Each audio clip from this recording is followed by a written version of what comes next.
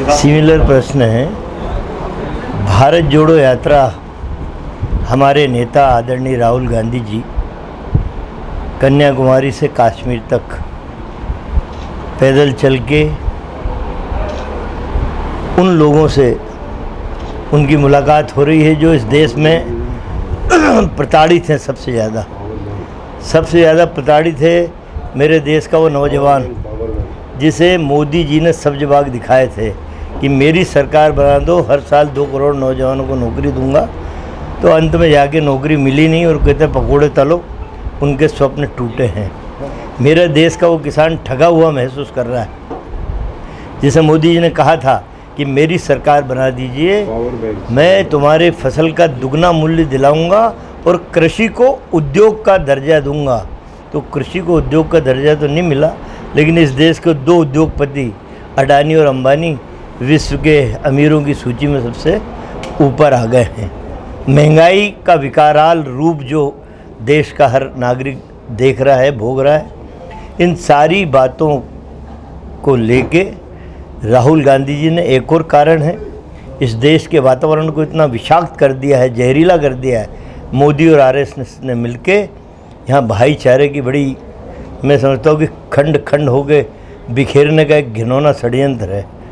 आज़ादी के 75 साल के बाद भी मैं आपसे ही पूछूंगा, पत्रकार भाइयों से आगर के बारे में मैं ये कहना चाहता हूँ कि आज़ादी के 75 साल के बाद भी हमें धर्म जाति मजहब में बांटा जा रहा है। हिंदू मुसलमान की बात की जा रही, मंदिर मस्जिद की बात की जा रही। मैं आपसे पूछता हूँ कि आगर, आप बता दीजिए कि यहाँ आगर में कौन सी योजना नरेंद्र मोदी साहब के बनने के बाद लागू हुई।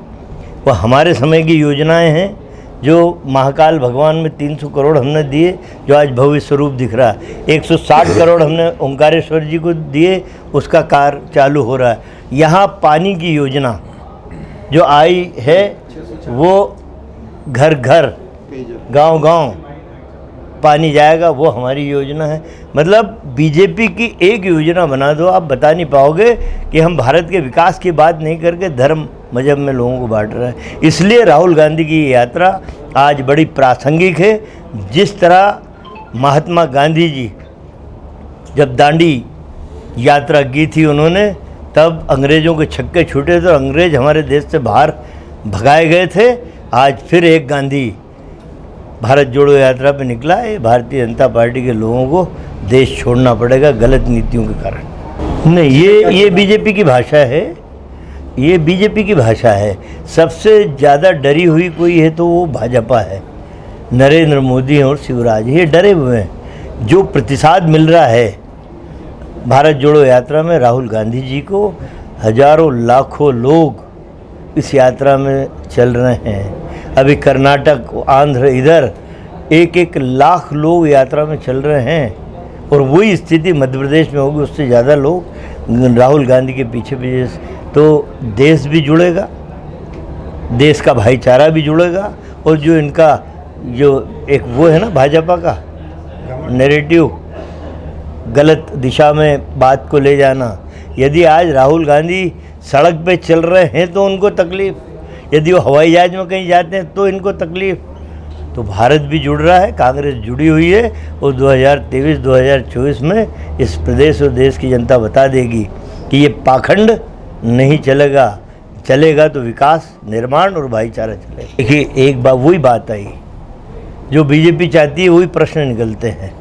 यदि एक व्यक्ति पद यात्रा पे निकला है, भारत जोड़ो यात्रा पे निकला है, यदि उस राह में कोई धार्मिक स्थल आ जाता है और जनता चाहती कि राहुल गांधी इस धार्मिक स्थान के दर्शन करे, तो निश्चित रूप से उस छोटे व्यक्ति का मान सम्मान बढ़ाने के लिए, उसकी भावनाओं को और बलवती करने के लिए राहुल गांधी जाते हैं। कि हमारी ये यात्रा राजनीतिक यात्रा है ही नहीं, ये मैं दावे के साथ कहता हूँ।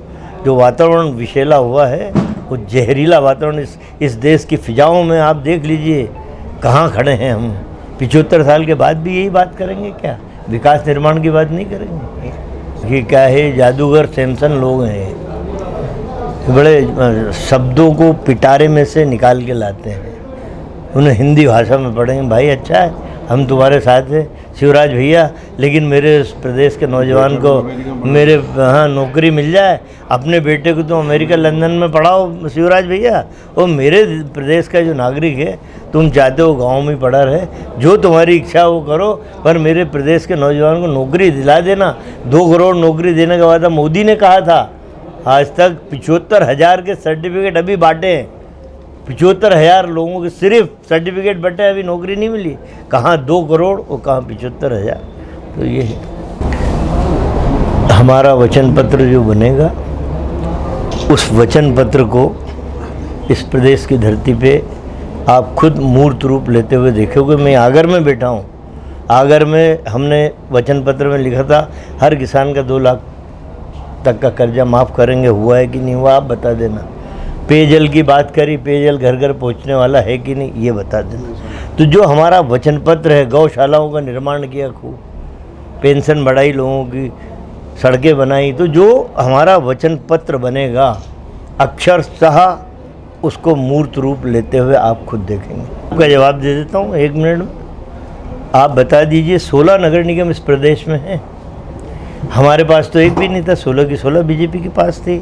5 नगर निगम हम जीते हैं, 2 नगर निगम उज्जैन और बरहानपुर 400 वोट से कलेक्टर एसपी ने मिलकर हरवाई है। 7 एक आप जीती है। हमने कुछ खोया नहीं, हमने पाया है, खोया बीजेपी ने। ये आप एनालिसिस ज़रूर कर लेना।